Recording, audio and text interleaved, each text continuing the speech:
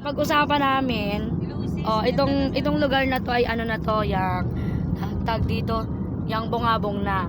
Alam nyo ba, dito nagmula ang aming pamilya, ang mga RT.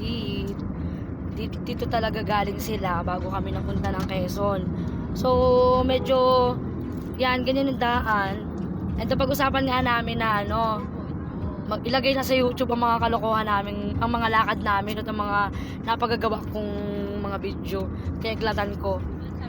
Ito pa lang yung first gala namin ngayong year ng 2022. At saka syempre pang refreshing, pang parang reboot ko din sa buhay ba. Ayan. Ganyan ang mga normal lang namin. I-feature ba kita, bebe? Gusto mo? Gaganto lang kita. Ay lang. Si bebe. Ayan.